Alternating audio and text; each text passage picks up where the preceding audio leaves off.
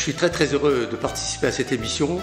Je remercie le grand rabbin de France, Gilles Bernheim, de son initiative de permettre à tous les rabbins de Paris, Île-de-France et de toute la province de s'exprimer à travers cette newsletter et à travers la voix directe qui va résonner, j'espère, dans tous les cœurs et dans tous les esprits de la communauté juive de Paris et de tous les responsables des communautés, surtout en province, je peux dire, dans les petites villes, là où il n'y a pas de rabbins et de communautés bien organisées, très organisées, mais en tout cas, ça va être la voix du consistoire, la voix du rabbinat de France et de tous les rabbins de s'exprimer et à propos de la paracha de la semaine ou de tout autre sujet qui est en rapport avec l'actualité, avec les événements que nous vivons tous les jours et qui peuvent trouver leur solution ou leur référence dans la Torah. Ce soir, je voudrais vous dire deux mots simplement sur Parashat Vayera, puisqu'on me fait l'honneur de parler dans cette émission, parmi les premiers je pense, dans cette émission, et vous dire la chose suivante, c'est que je pose une question, je vais essayer de la résoudre en 3 minutes. La question est la suivante. Vayera, la Vachem Beloné Mamre, c'était tout de suite après la circoncision, c'était le 3e jour, on dit qu'il était très fatigué, très malade, etc. Et voilà qu'on nous apprend que Dieu lui a rendu visite.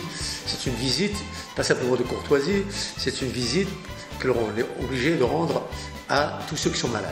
La visite aux malades, Bikur Cholim, c'est une des plus grandes mitzvahs qui peut exister, à la mesure où nous avons la responsabilité non pas seulement de soutenir, mais d'apporter la bonne parole et de rendre confiance dans l'homme qui a perdu un petit peu sa santé, qui peut être désespéré.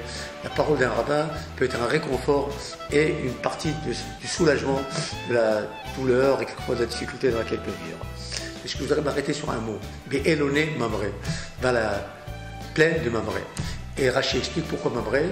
Il y avait 3 grands philosophes, 3 grands amis d'Avraham Avinu qui s'appelaient Aner, Eshkol ou Mamre. Et Rashi explique qu'il a été voir Aner et lui dit tu n'as pas le droit de faire la Mila. Eshkol lui dit tu n'as pas le droit de faire la Mila. Et c'est seulement Mamre qui dit bien sûr tu as l'ordre de la faire de la part de Hakadosh Baruch Hu, il faut la faire. Et parce qu'il y a un non-juif, un philosophe, un penseur qui tout d'un coup a dit que nous devons faire cette loi qui est spécifique au peuple juif. C'est un hôte, c'est un signe qui est marqué dans notre corps et de lien entre Kadosh Baruch Hu et nous. Il y a 3 signes. Il y a les tefillin, il y a le Shabbat et il y a la circoncision. Donc un des signes les plus marquants, les premiers, c'est le signe de la circoncision. Il a fallu demander à Mamre, et je vais vous dire en 2 mots, et pour le reste, il faut le commenter parce que je vois que les 3 minutes passent très vite, pour dire la chose suivante, c'est que Mamre est un non-juif, un philosophe, un philosémite, qui dit la chose suivante. Abraham, tu hésites pourquoi? Tu hésites parce que tu ne veux pas te différencier des autres. Tu vas être comme tout le monde. Si tu veux enseigner la loi de Dieu, si tu veux être celui qui est Avraham Gomil, le père de la multitude des nations, il faut se fondre, dans une certaine mesure, se confondre avec les autres pour pouvoir leur parler.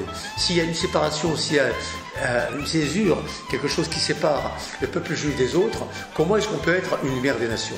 Et voilà que Mamre lui dit au contraire, c'est dans la mesure où il y a une séparation, proximité. Séparation et proximité.